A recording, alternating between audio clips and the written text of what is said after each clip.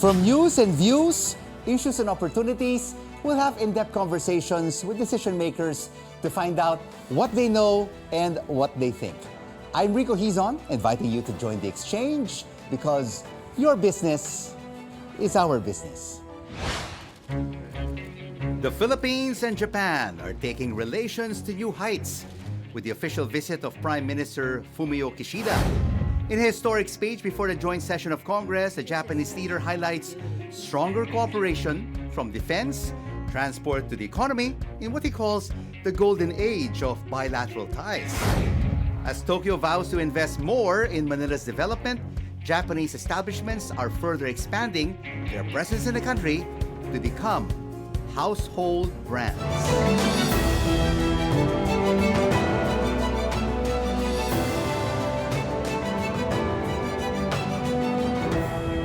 The Philippines has largely benefited from Japan's Official Development Assistance or ODA. How will the Japanese Prime Minister's recent visit to Manila enhance Tokyo's support? Let's now have an exchange with Takema Sakamoto, Japan International Cooperation Agency Philippines Chief Representative, joining us now from Davao City. Sakamoto-san, great to have you with us. How significant is this trip of Japan's Prime Minister for business and economic ties between the two countries? It was a good occasion to pave the way for the next month summit meetings. Actually, Tokyo will hold Japan-ASEAN Special Summit, and President Marcos Jr. has already confirmed to attend that, to revisit Japan. And before that, it was a very good opportunity to reaffirm the great ties, closer ties between two nations. It was indeed a very fruitful visit by Prime Minister Kishida in the Philippines in terms of economic and social development. Are we likely to see more official development assistance from Japan through JICA? I hope so. And actually, it should be very noted, Prime Minister Kishida had an opportunity to deliver his message at the Congress last Saturday, and it was delivered not in other ASEAN countries, but in the Philippines. Actually, as a Congress speech, he delivered the principles of the diplomatic policy to ASEAN members, and it was done in the Philippines. This is a great testimony how Japan is highlighting the importance of the exceptional importance of the Philippines. And from this point of view, two leaders mentioned several important infrastructure project names for the possible future collaboration, like Metro Manila Subway, Dalton Pass, and PCG capacity enhancement. These are the examples, and I believe we can enhance our continuous or expanding cooperation from JICA to the Philippines. You mentioned, Sakamoto-san, a specific project, which is the Metro Manila Subway project, which is funded by Japan.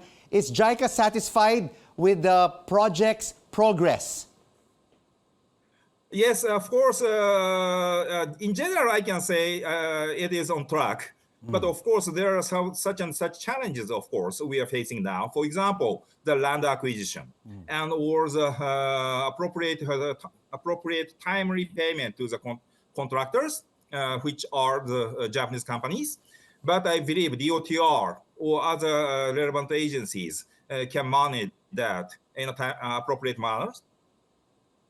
And Sakamoto-san, it is promoting very, very smooth, I believe. So we need to consider the further financial, intervention, financial support. And we would like to discuss this matter with high dignitaries of the Philippine government. Sakamoto-san, you're currently in Davao. What are the JICA projects currently ongoing there? Yes, there are so many, but one of the salient examples is the Davao Bypass Tunnel Construction Project. Actually, this is the first ever long mountainous tunnel in the Philippines. And the Philippines has no experience in the past to have a tunnel, mountainous tunnel. So Japanese consultants and Japanese companies are working very hard, closely in collaboration with DPWH. And today I visited the site, and it was very impressive for me, which has a good progress. And which other industries, apart from infrastructure, can the Philippines benefit from Japan's commitment to invest in the country? Actually, the most important point of the successful Japanese Prime Minister's visit is to give the strong message that JICA or Japan is really serious to, how can I say, serious to continue or expand our cooperation to the Philippines, which can mitigate the business risks or which can make the better perception of the market. So every sector, every sector can be boosted or encouraged from our strong, how can I say, commitment to the Philippines. But the logistics services or the manufacturing, agriculture sector or renewable energy sector, among others, would be encouraged strongly, I believe. Thank you so much for this economic cooperation exchange. Takema Sakamoto of JICA Philippines joining us from Davao. Here now are the week's top business stories. The Philippine Statistics Authority says the economy grew faster last quarter at 5.9%, but despite the better than expected expansion, the data remains below the government's target band. Well, the country's inflation rate fell to 4.9% in October following the slower increase in food prices.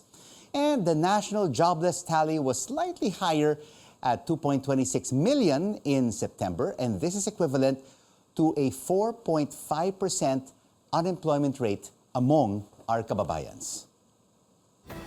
And coming up on the exchange, where your business is our business.